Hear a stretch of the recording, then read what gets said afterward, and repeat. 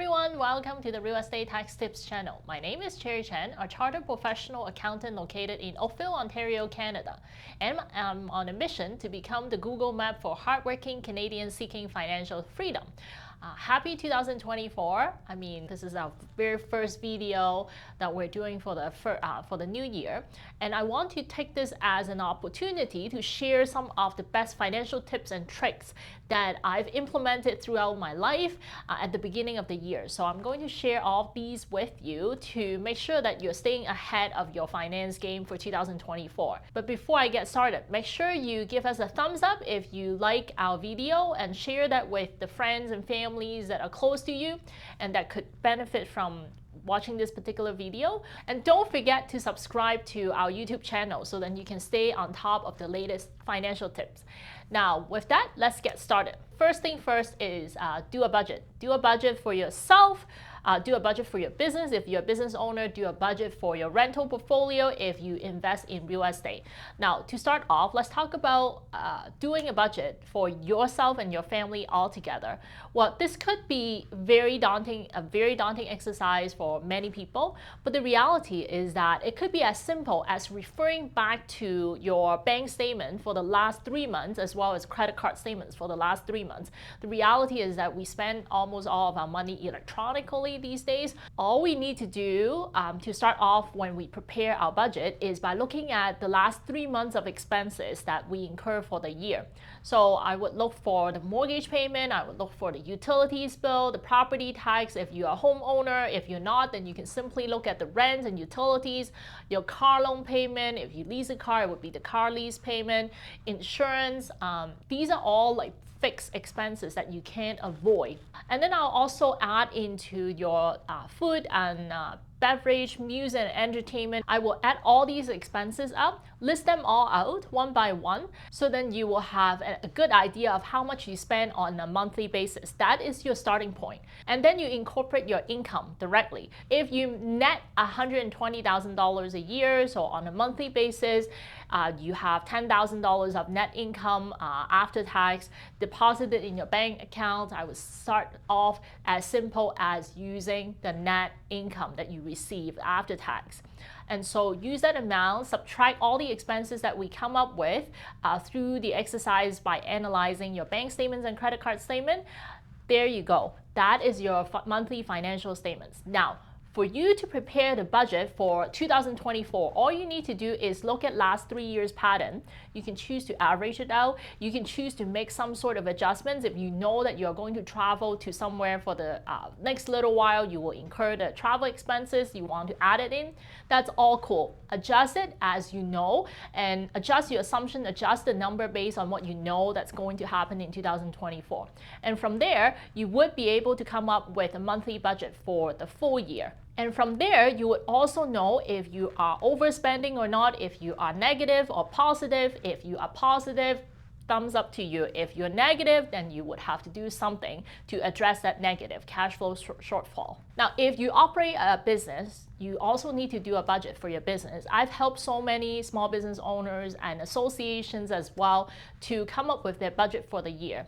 And it's often an eye-opening exercise for the business owners or associations executive to work through the budget. It is a non-negotiable to do for a small business owner because you would then get to understand how your next year is going to perform. You can start off with your last year's financial statements and do the exact replicate as your prior year result, and then adjust as you come along. Adjust the item as what you would expect to increase in terms of revenue. Adjust your expense line item. If you know your rent is going to go up, then make sure that you adjust for it, adjust the salary expense. So you come up with a budget, compare that to actual. That exercise alone is going to show you a big picture of how you're going to perform next year. And from there, you may be able to identify area that you should be able to cut some expenses on, or you could be identify some area that you're underspending and you need to put more money into that area, and then project and hopefully gain more revenue from there. Now, if you are a real estate investor, it is worthwhile, 100% worthwhile to do a budget or cash flow analysis for your particular property one by one.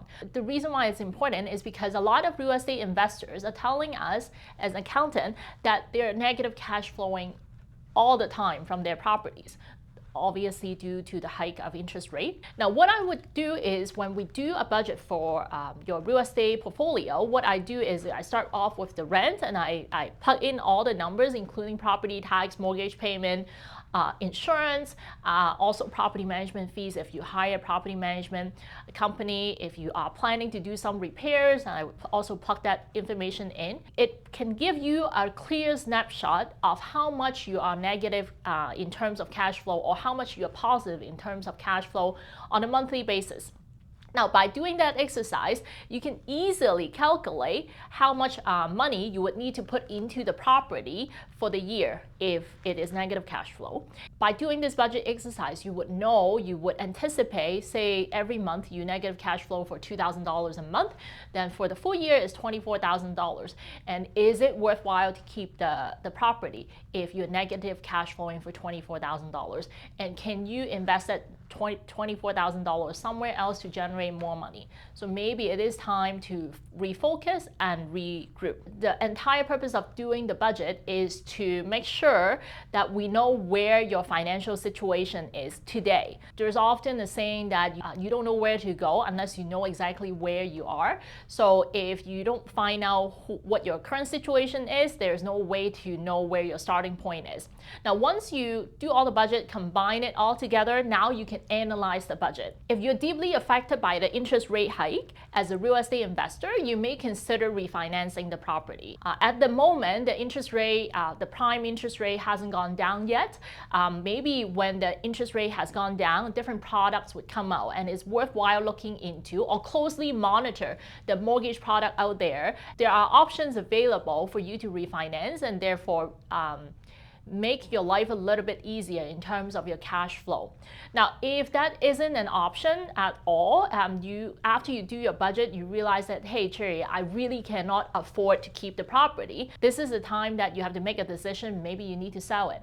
Maybe it is as simple as selling the property, realize the capital gain or capital loss, cut it loose, and cut out the negative cash flow property. If you are one of the people who are not doing well personally and you are spending much more than what you're making, maybe this is the time of the year to consider cutting back some of the expenses.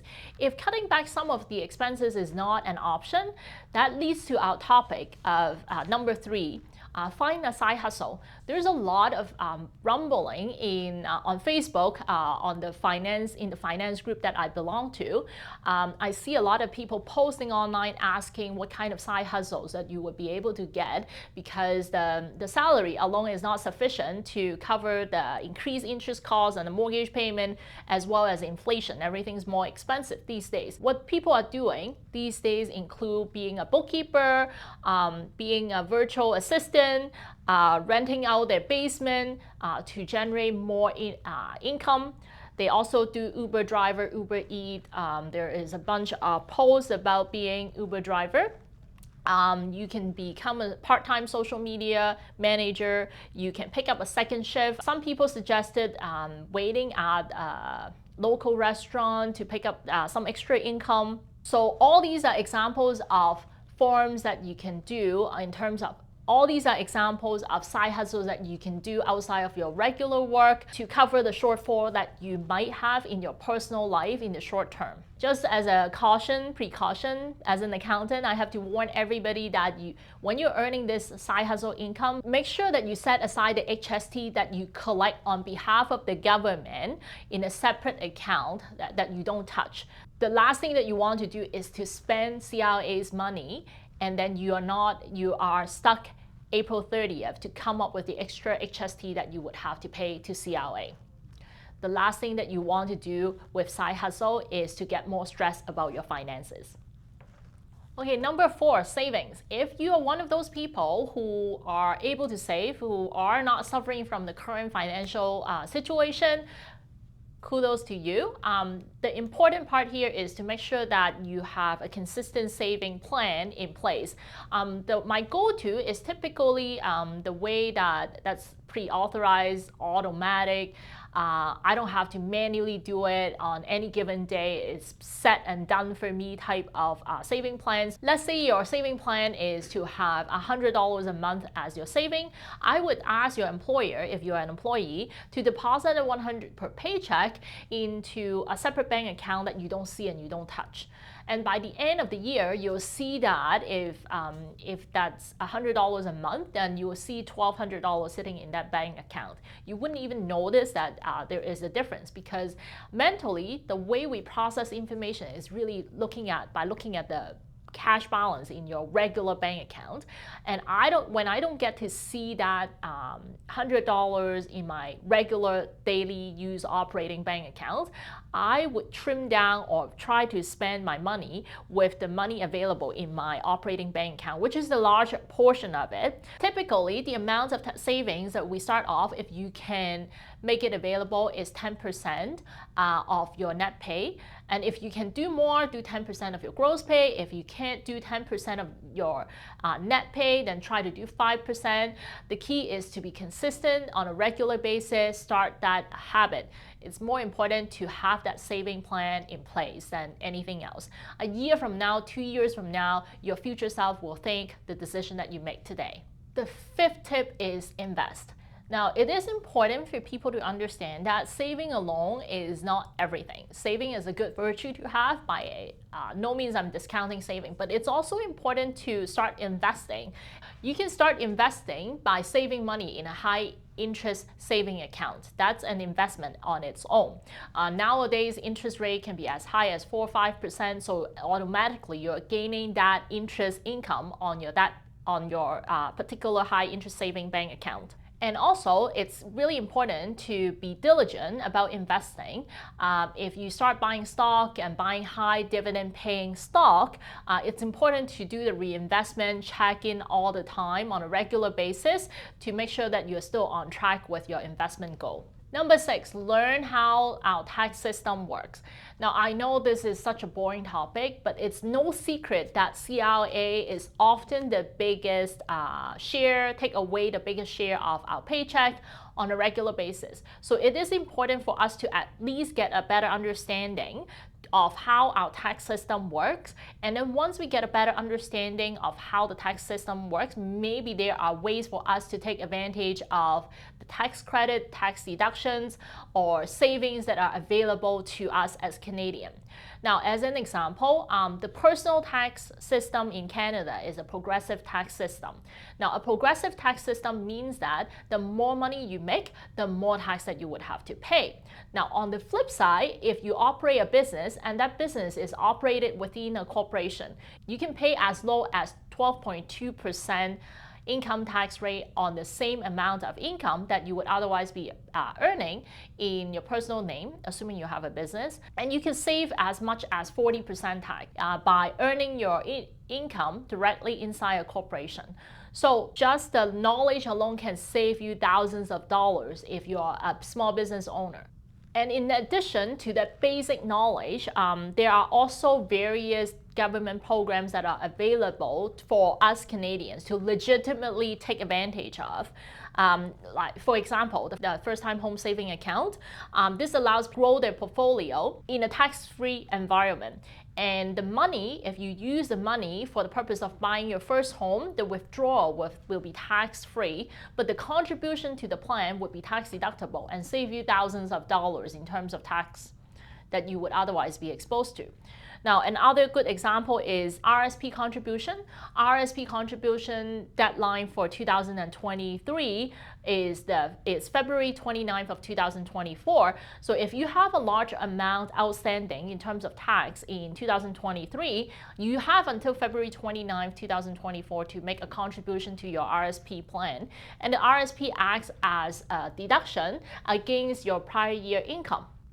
And this allows you to also grow your RSP balance in a tax-free environment until obviously you have to withdraw it. When you withdraw, you get tax on it. But at the same time, in the immediate term, you get to play around with saving taxes for your 2023 tax return. Of course, when I talk about registered account, I cannot not talk about the TFSA account as well. So there is a TFSA account, and the contribution limit to your TFSA account in 2024 has been increased to $7,000, and you would be able to use your after-tax money, contribute to your TFSA, earn income in a tax-free environment. Withdrawal is also tax-free. Completely everything is tax-free.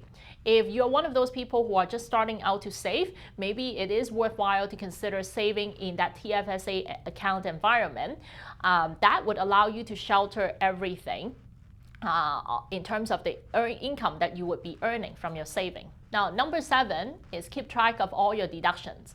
Now that you get a better understanding of how our Canadian tax system works, it's important to understand that any investment income, any property income, or any business income, CRA, the Income Tax Act, also allows you to deduct any expenses that you incur, all reasonable expenses that you incur for the purpose of earning that particular stream of income, subject to a bunch of exceptions. So there are exceptions, but it's important to understand that, hey, if you are earning interest income, but you borrow money to earn that interest income, chances are the interest that you incur for the purpose, the interest cost that you incur on the borrowed money to earn that interest income would be tax deductible. Now, on the other side, if you're earning rental income, you borrow money from your HELOC to buy a rental property, that interest expense would also be tax deductible. So as the mortgage interest, the utilities, the property tax, the insurance, everything related to earning that particular rental revenue would be eligible as a deduction, subject to a bunch of exceptions. Now, business income, if you have your own small business, again, it's important to maximize all your deductions. Charitable donation is deduction. As a matter of fact, it's always better to do charitable deduction in your business name rather than your personal name. Charitable deduction, you can have all the other expenses, including any expenses that you incur for the purpose of running the business, advertising, marketing, accounting fees, legal fees, the rental costs of operating the building, payroll. All these expenses are tax deductible against your business income. Now, by understanding and having a good grasp of what your deductions are, you can then minimize the amount of net reportable income that would be subject to tax. And as a result, lowering the amount of taxes that you would have to pay to CRA. Number 8 is set up a corporation or set up a structure, a tax-efficient structure.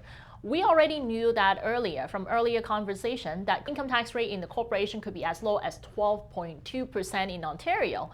Now, that is only applicable to small businesses that are earning active business income. Now, if you're one of those, make sure that you set up the proper structure for your business purpose. And if you're one of those people who do not need all the money from your business for your personal use, you have money left in your corporation, you might also want to consider set up a second corporation or even a third corporation for investment. If you have money sitting in your corporation's bank account, it's worthwhile to consider setting up a second corporation for investment purpose, for legal liability protection purpose, and also for efficient use of your money. Here's the kicker. If you take money out from your corporation into your personal name, you would have to pay personal tax. And you would not need to pay personal tax if you don't take the money out. So if you invest within a corporate group environment, you would be essentially saving the personal tax that you would otherwise need to pay to CRA. So you're essentially using CRA's money to invest for yourself. Great tax efficiency deferral investment. Okay, number 9, pay your family members, spouse, parents, and kids. We mentioned before that Canadian personal tax system is operating under a progressive tax system.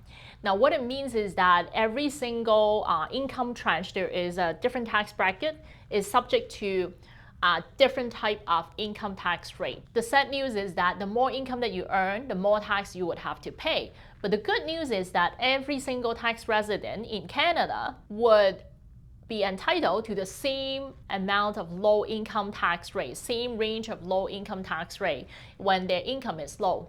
So if you have family members in your life that are not earning income or as much income, you may want to consider using them as a way to split income with yourself, especially if you're already making a large amount of income. Of course, there are a series of rules being imposed by CLA that is trying to curtail this type of arrangement, but there are still legitimate way of doing income splitting with your family members if you are doing it right. Make sure you consult with an accountant to have the correct documentation and correct planning in place to take advantage of the lower personal marginal tax rate that every Canadian is entitled to. Okay, number 10. Maximize your benefit. There are actually tons and tons of benefit out there that's available for everyday Canadian. I think the latest one is the Canadian dental plan.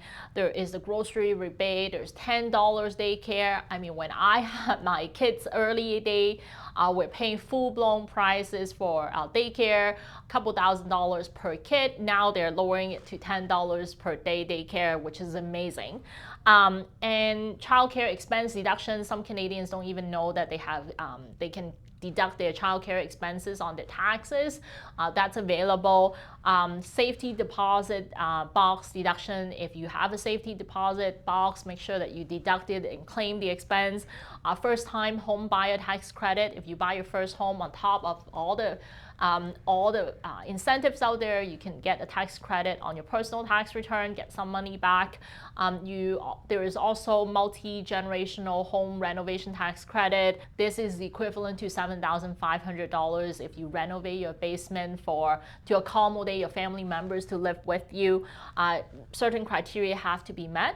Like, these are just a basket of tax credit and tax benefits that are available to everyday Canadians to take advantage of. So don't underestimate them. Get yourself educated and make use of all the available benefit and tax credits available to you. Now, at the end, after we do all these tax tips, it's also important to remind everyone to track your expenses. Every month, revisit your budget and revisit your actual, revisit your bank statement, revisit the credit card, compare it to what your actual is happening, what your budget is, compare your actual amount against your budget, see where you are falling short, where you're getting ahead, make adjustment along the way. So with all that, happy 2024. Hope everyone would have a fantastic financial year in 2024. Make sure you give us a thumbs up if you like our video. Hit the subscribe button if you want to stay on top.